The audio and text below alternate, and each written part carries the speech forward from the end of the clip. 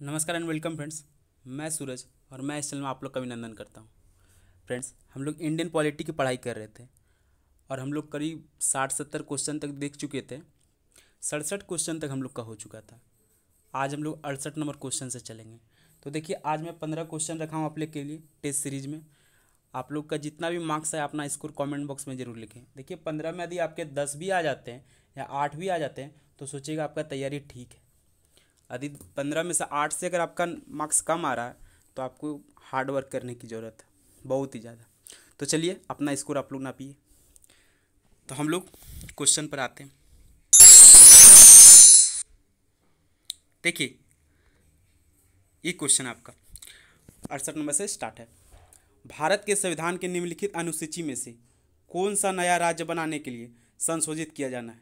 भारत के संविधान के निम्नलिखित अनुसूची में से कौन सा नया राज्य बनाने के लिए संशोधित किया जाना है? ऑप्शन नंबर ए पहली अनुसूची, ऑप्शन नंबर बी दूसरी अनुसूची, ऑप्शन नंबर सी तीसरी अनुसूची, ऑप्शन नंबर डी चौथी अनुसूची। तो राइट आंसर है इसका ऑप्शन नंबर ए पहली अनुसूची।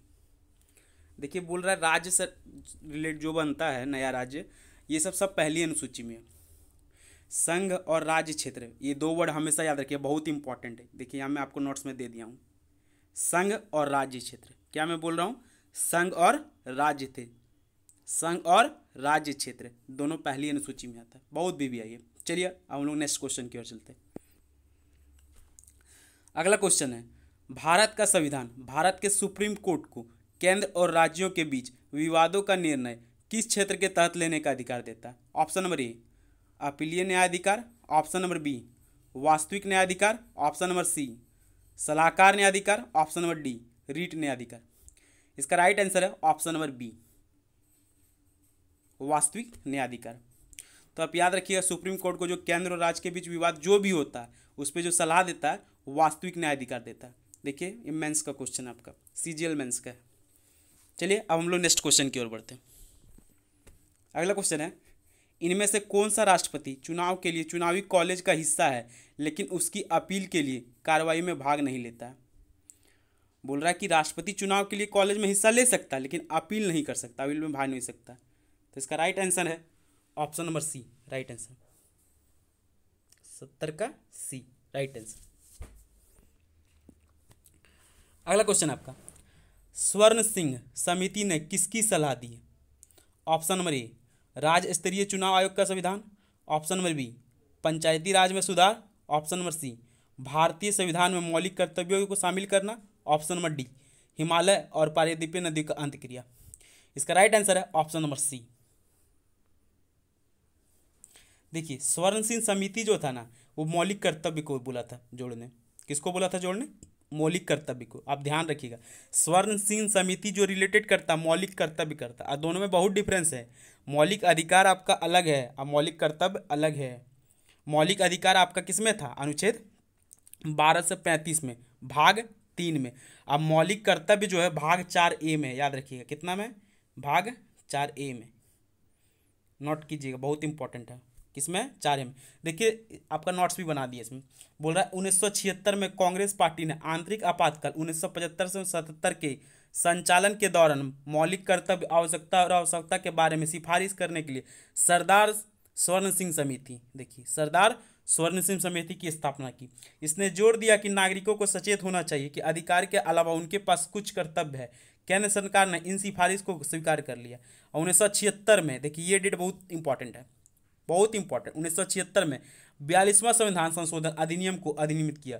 इस संशोधन ने संविधान में भाग 4A का एक नया हिस्सा जोड़ दिया। तो आपको भी थोड़ा देर पहले ही बताया कि भाग 4 ये जो है मौलिक कर्तव्य से रिलेटेड। आप याद रखिएगा, स्वर्ण सिंह समिति मौलिक कर्तव्य, अब भाग 4A। चलिए अब हम लोग नेक्स्ट क्वेश्चन की ओर बढ़ते हैं। अगला क्वेश्चन आपका है, निम्नलिखित में से कौन सा विषय 7वीं अनुसूची की समवर्ती सूची में है? निम्नलिखित में से कौन सा विषय 7वीं अनुसूची की समवर्ती सूची में? ऑप्शन नंबर ए सार्वजनिक स्वास्थ्य और स्वच्छता, option number B one, option number C stock exchange, option number D कृषि। इसका राइट आंसर है ऑप्शन नंबर बी 1। देखिए, समवर्ती सूची जो होता है ना, उसको इंग्लिश में करते हैं कंकरेंट लिस्ट। समवर्ती सूची को क्या कहते हैं? कंकरेंट लिस्ट, याद रखिएगा। जब भी बात आती है समवर्ती सूची को उसको कहते हैं कंकरेंट लिस्ट। और कंकरेंट लिस्ट जो होता है समवर्ती सूची वो केंद्र पर, स्टेट पर, मतलब सेंट्रल पर भी, किस पे, सेंट्रल, याद रखिएगा, और स्टेट लेवल दोनों पर कानून बनाती है। क्या बोले, सेंट्रल और स्टेट, समवर्ती सूची कंकरेंट लिस्ट दोनों पर कानून बनाती है, सेंट्रल पर भी और स्टेट पर भी, बात को ध्यान दीजिएगा, दोनों पर कानून बना सकती है। और वन जो है, फॉरेस्ट विभाग, वन, वो समवर्ती सूची में आता है, किस में आता है, समवर्ती सूची, इसलिए इसका राइट आंसर क्या हो गया, ऑप्शन नंबर बी। चलिए अब हम लोग अगला क्वेश्चन की ओर बढ़ते हैं। अगला क्वेश्चन है, उपराष्ट्रपति जो हटाने का प्रस्ताव किस में पेश किया जा सकता है। देखिए बहुत अच्छा क्वेश्चन है कि उपराष्ट्रपति को हटाने के लिए किस में पेश किया जाता है। ऑप्शन नंबर ए लोकसभा में, ऑप्शन नंबर बी राज्यसभा में, ऑप्शन नंबर सी लोकसभा और राज्यसभा दोनों में, ऑप्शन नंबर डी लोकसभा और राज्यसभा के संयुक्त सत्र में। तो इसका राइट आंसर है ऑप्शन नंबर बी, केवल राज्यसभा में, याद रखिएगा। देखिए इसमें थोड़ा समझने वाली बात है, राष्ट्रपति को हटाने के लिए दोनों में आप पेश कर सकते हैं, राष्ट्रपति को हटाने के लिए आप दोनों में भी कर सकते हैं, लोकसभा में कर सकते हैं और राज्यसभा में कर सकते हैं। राष्ट्रपति को हटाने के लिए लोकसभा में भी कर सकते हैं और राज्यसभा में कर सकते हैं, लेकिन उपराष्ट्रपति को हटाने का प्रस्ताव सिर्फ राज्यसभा में डाल सकते हैं। किस में डाल सकते हैं, राज्यसभा में। और उपराष्ट्रपति जो होता है ना, राज्यसभा का पदेन सभापति होता है, ये भी बात आप याद रखिएगा। चलिए अब हम लोग नेक्स्ट क्वेश्चन की ओर बढ़ते हैं। अगला क्वेश्चन आपका, सीमा प्रबंधन विभाग किस मंत्रालय के अंतर्गत विभाग है। सीमा प्रबंधन विभाग किस मंत्रालय के अंतर्गत विभाग है। ऑप्शन में है रक्षा मंत्रालय, ऑप्शन नंबर बी गृह मंत्रालय, ऑप्शन नंबर सी विदेश मंत्रालय, ऑप्शन नंबर डी सड़क परिवहन मंत्रालय। इसका राइट आंसर है बी, ऑप्शन नंबर बी गृह मंत्रालय। क्या आंसर है, गृह मंत्रालय, याद रखिएगा। और अभी का गृह मंत्रालय कौन है, ये भी याद रखिएगा, अमित शाह। कौन है, अमित शाह।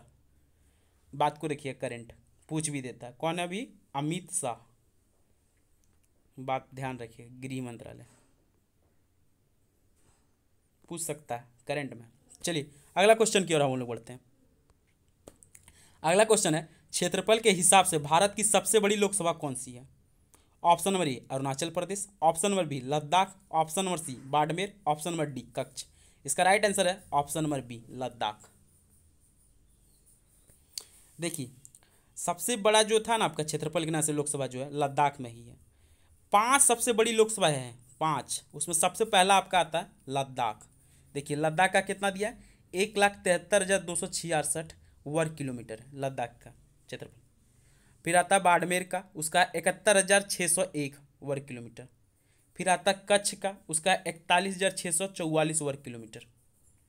फिर आपका आता है अरुणाचल पश्चिम का 40,572 वर्ग किलोमीटर। फिर लास्ट में अरुणाचल पूर्व का, मतलब एक दे दिया अरुणाचल पश्चिम, एक अरुणाचल पूर्व, उसका 39,749 वर्ग किलोमीटर। चलिए अब हम लोग नेक्स्ट क्वेश्चन की ओर बढ़ते हैं। अगला क्वेश्चन है, निम्नलिखित में से किन राज्यों में विधान परिषद है। बोल रहा है किन विधान परिषद है, परिषद यानी काउंसिल, क्या बोलते हैं, कंसिल, विधान परिषद है। तो देखिए मैं इसका शॉर्ट ट्रिक पहले बैक वाला वीडियो में बता चुका हूँ, जो वीडियो नहीं देखेंगे बैक वाला प्लीज़ पहले बैक वाला वीडियो देख लें। मैं 3 पार्ट पहले डाल चुका हूँ, प्लेलिस्ट में जाके देखिए, पॉलिटी का प्लेलिस्ट में आपको मिल जाएगा। देखिए मैं बता चुका कि विधान परिषद सिर्फ 7 राज्य में, कितना राज्य में है, 7 राज्य में। और ट्रिक मैंने दिया था टीबी जुकाम, क्या ट्रिक दिया था मैं, टीबी जुकाम।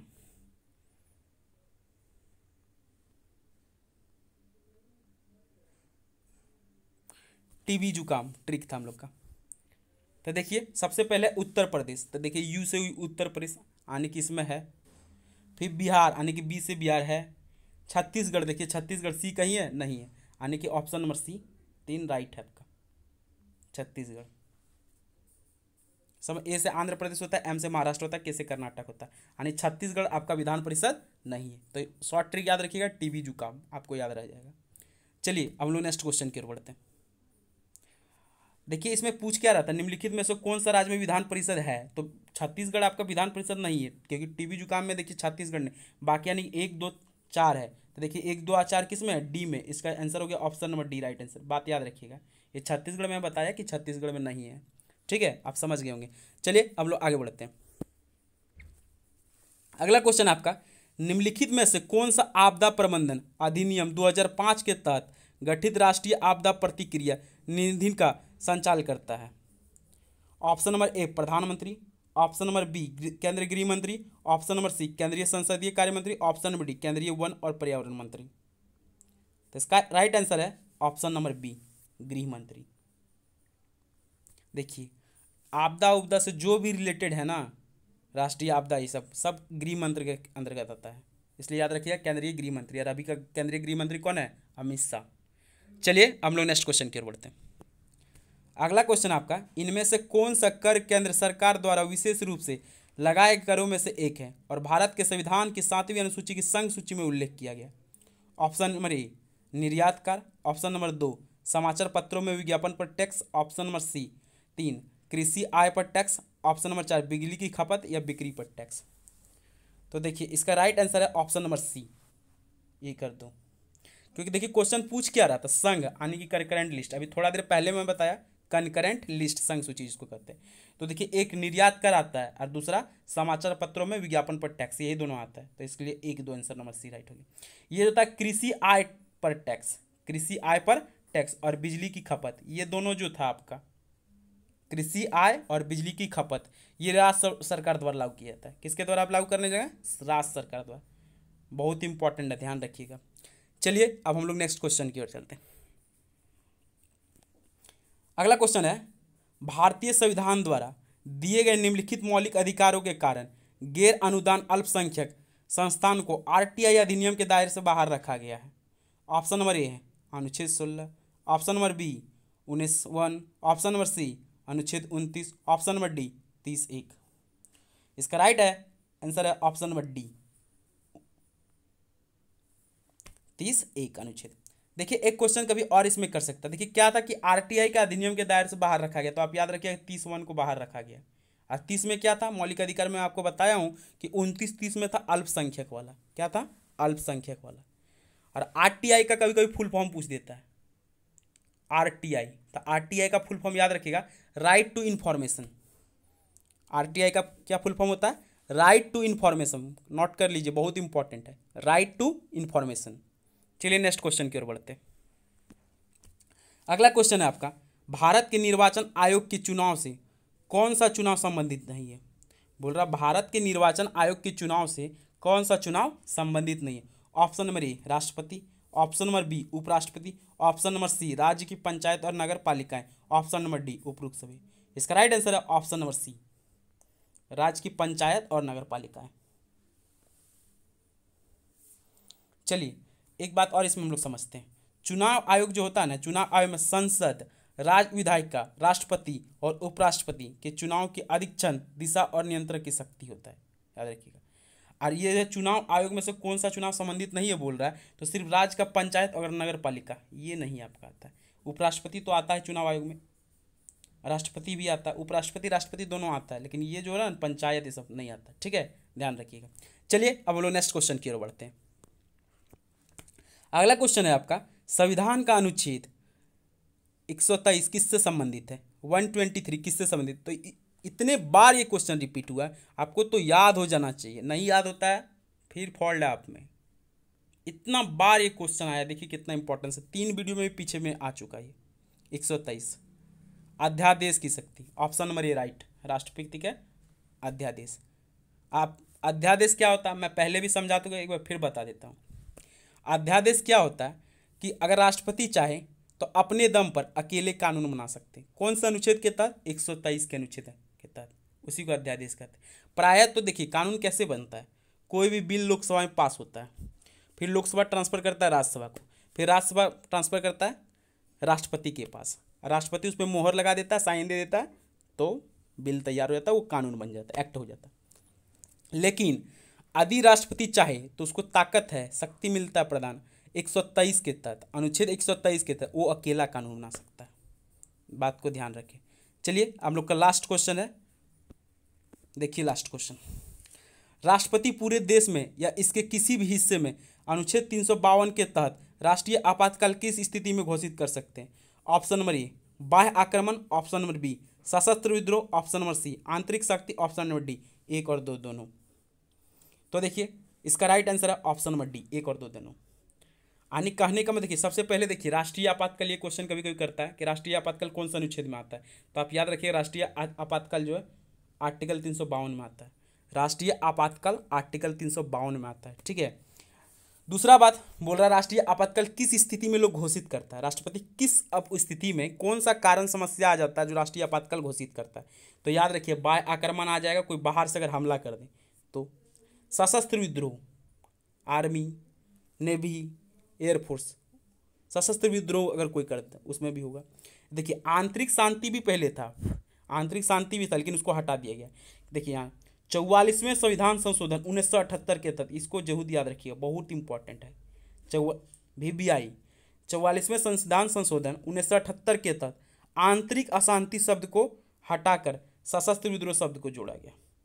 मतलब ये जो था आपका आंतरिक अशांति, इसको खत्म किया 1978 में, सशस्त्र विद्रोह जोड़ा गया। देखिए आपका जितना भी वीडियो रहा है अभी तक सबसे बेस्ट है। आप लोग का अगर स्कोर 8-10 आ रहे हैं तब तो आप लोग की तैयारी बहुत अच्छी है, अगर नहीं है तो थोड़ा हार्ड वर्क कीजिए, पढ़ाई कीजिए घर में। उम्मीद करता हूँ वीडियो आपको अच्छा लगा होगा। वीडियो अच्छा लगा तो लाइक कीजिए, शेयर कीजिए, सब्सक्राइब कीजिए और अपना स्कोर तो कमेंट बॉक्स में ज़रूर लिखिए और कुछ फीडबैक दे सकते हो तो दीजिए। Thank you for watching, thank you.